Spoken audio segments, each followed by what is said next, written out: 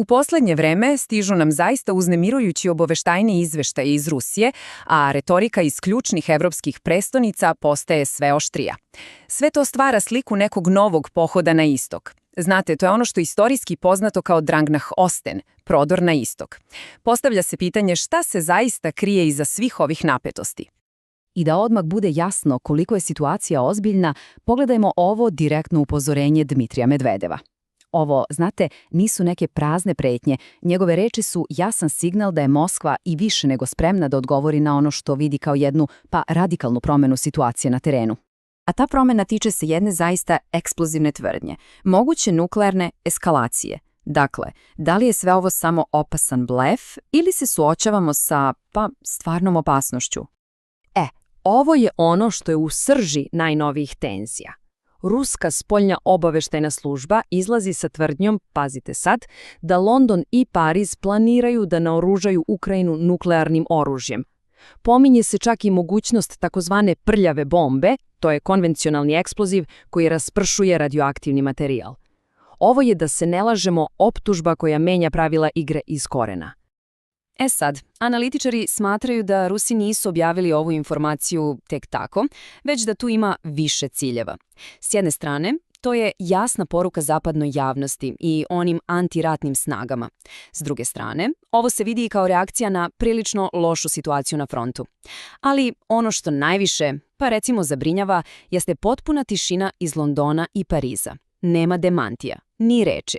Zanimljivo je i to da je navodno Nemačka odbila da učestvuje u svemu tome, što nam nekako sugeriše da su se razgovori na tu temu zaista i vodili. Ova cela priča oko nuklearne pretnje nije, naravno, pala s neba. Ona je deo jednog šireg trenda. Hajde da vidimo ko su to glavni akteri u Evropi koji, čini se, najglasnije udaraju u ratne bubnjeve. Glavnu reč, po svemu sudeći, preuzima jedna neformalna grupa poznata kao E3. Nju čine 3 najveće evropske sile – Velika Britanija, Francuska i Nemačka. Upravo te 3 zemlje sada koordiniraju politiku i predvode u pooštravanju stava prema Rusiji. A da bismo shvatili koliko su te ambicije ozbiljne, poslušajte samo ovu izjavu lidera nemačke CDU, Friedricha Merza. Ona prosto odzvonava istorijom. Ne samo da najavljuje povratak Nemačke kao velike vojne sile, već i otvoreno govori o ambiciji da dominira celom evropskom bezbednosnom scenom. Evropa se, kako kažu, vraća sa dugog odmora u svetsku istoriju. Zvuči? Zvuči poznato, zar ne? Da bismo zaista razumeli šta se dešava danas, moramo malo da se vratimo unazad. Jer ove ambicije, nisu one od juče. One imaju duboke istorijske, ali i geopolitičke korene. Ključni trenutak, onaj koji je slomio svako poverenje, bilo je ono, slobodno možemo reći, šokantno priznanje Angele Merkel i François Hollanda. Oni su javno rekli da minski sporazumi, u suštini, nikada nisu ni bili namenjeni da se sprovedu. Cilj je bio samo kupiti vreme kako bi se Ukrajina naoružala do zuba. Za Moskvu je to bio konačan dokaz da zapadnoj diplomatiji jednostavno više ne može da se veruje. Kraj priče. Sad, motivi ove 3 zemlje nisu baš isti. Analitičari kažu da Britanija već, pazite, 2 veka vodi jednu doslednu antirusku politiku. Cilj je uvek isti – geopolitičko ograničavanje Rusije. S druge strane, kod nemačke politike se osjećaju neki elementi revanšizma i frustracije zbog poraza u 2 svetska rata. Tu je i ta ambicija da Nemačka ponovo postane normalna sila, a to u prevodu znači dominantna evropska sila. Međutim, jedno je šta političari pričaju i kakvu ratnu retoriku koriste, a sasvim drugo šta je realno moguće. I tu dolazimo do ključnog pitanja. Da li ekonomska, vojna i društvena realnost Evrope zaista može da podrži ovakve grandiozne planove? I tu vidimo ogroman raskorak između političkih priča i volje građana. Uprkos svim pozivima na naoružavanje, ljudi jednostavno nisu spremni da plate račun.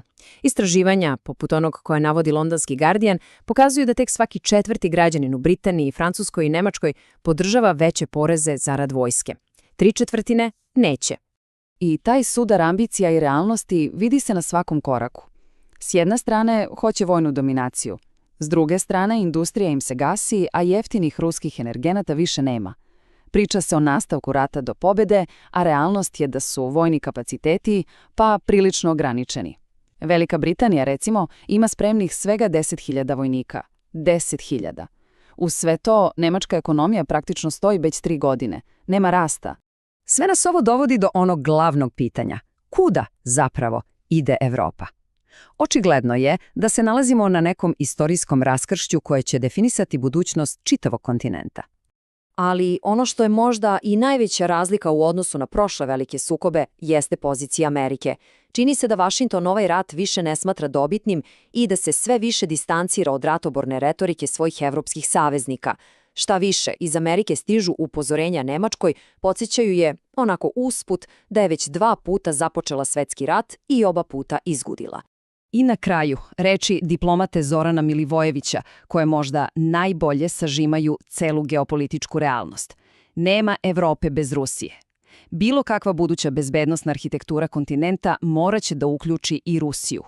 To je prosto činjenica koju neki u Evropi možda trenutno ignorišu, ali ona neće nestati. I tako, na kraju nam ostaje to večno pitanje. Da li gledamo kako se tragični obrasci prošlosti ponavljaju pred našim očima ili je sve ovo možda posljednje glasno upozorenje da se kurs mora promeniti? I to hitno. Hvala na pažnji i vremenu. Nadamo se da vam je ova analiza bila korisna. Ukoliko vam se ovaj sadržaj dopao, znate šta treba da radite. Zapratite kanal Geopolitika u AI minuti. Vaša podrška, like i deljenje nam zaista mnogo znače.